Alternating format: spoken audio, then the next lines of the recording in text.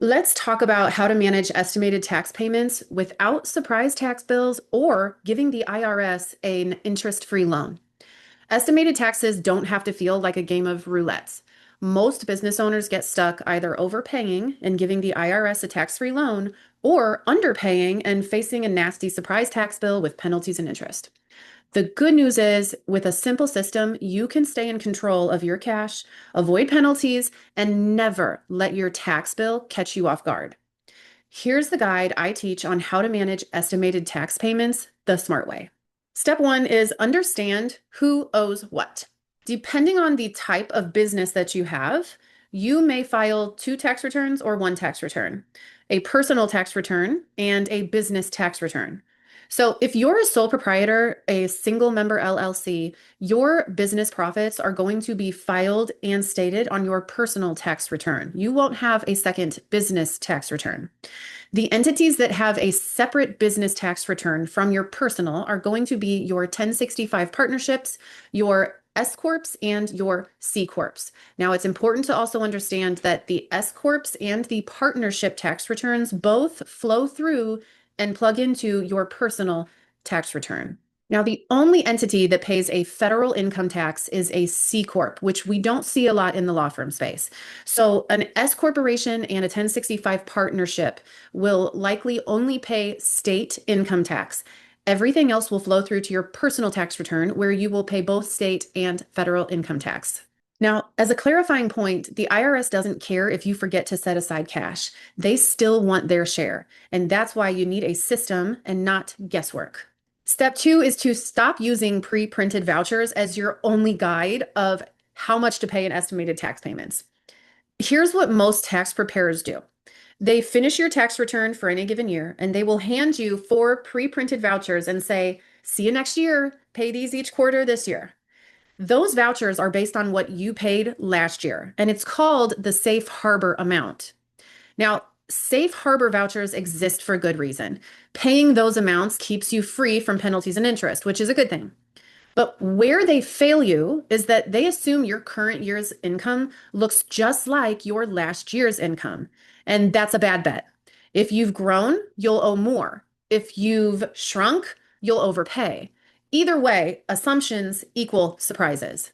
So, step three is to use a cash management system. The backbone of stress-free taxes is a cash management system that physically separates money into different accounts. It makes sure you always have tax money set aside when it's time to make these payments. If you've heard of the Profit First method, I highly recommend you go read that book. And in that book, it will recommend that you set up 5 accounts. The first is an income account, which is where all of your revenue deposits go. And the sub accounts are operating expenses for all your business bills, your team wage account, which is for W-2 wages, payroll taxes, and contractors, your profit account, which is like an intentional slice that you get to keep no matter what, and then your tax account. That tax account is for estimated taxes for both your business and your personal tax liabilities. Now, if you don't want to go set up all of these accounts, no problem. At the very least, open up a separate account to put tax money in. Now, here's a clarifying point, because I know some of you are asking, why not just keep one account and track it all in QuickBooks or YNAB? The answer is because psychology. If all of your money sits in one pot, your brain treats it like it's all available to spend. Physically separating cash is like putting guardrails on a mountain road. You don't notice them until they save your life. So this brings us to step 4. Time your tax calculations strategically. Instead of relying on blind vouchers or year-long forecasts, use your tax professional wisely. In quarter 1 and quarter 3, go ahead and use the vouchers, because during these quarters, your tax preparer is drowning in tax deadlines anyway, and they may not have the mental bandwidth to run real-time calculations and have a clear mind for you. However, in quarter 2 and quarter 4 of each year, ask your tax preparer to calculate your liability based only on year-to-date actual real-world numbers.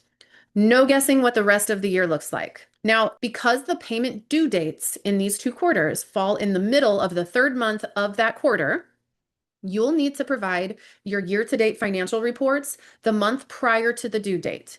Yes, they will be missing a month. However, your tax preparer will average that month out based on year-to-date totals and give you an accurate estimate. This matters because if you don't give your preparer enough time to run these calculations, you'll miss it altogether. A clarifying point. Doing it this way protects you from two extremes. The IRS loan, which is overpaying and letting Uncle Sam use your cash interest free, and the shock bill, underpaying because your business grew and now you're short. And step 5 is have the right conversation with your tax professional. When you meet with your preparer in Q2 and Q4, show up prepared with two key questions. The first question is, ask your preparer, given my current growth rate, would it make sense to change my entity type in the future? For example, should you shift from an LLC to an S Corp so that you're saving money in taxes? And the second question you should be asking is, are there any deductions I'm missing out on that I should capture going forward? Think credits, industry-specific write-offs, or law changes you might not know about. These aren't tax trick questions. They're strategic questions that help you capture savings while staying compliant. And step number 6 is to avoid common fake strategies. For example, do not go out in December on a spending spree. Buying stuff you don't need just to lower taxes is like throwing dollars off a cliff to catch nickels on the way down. Don't funnel personal expenses through your business. That's not strategy, that's fraud.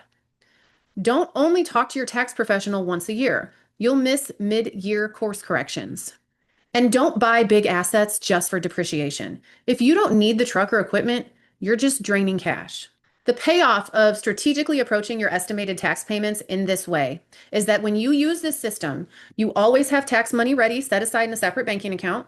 You avoid penalties, interest, and surprise bills and overpayment. You keep more profit instead of bleeding it out on poor planning. And you grow with confidence because you're not letting the IRS or your accountant run your cash flow.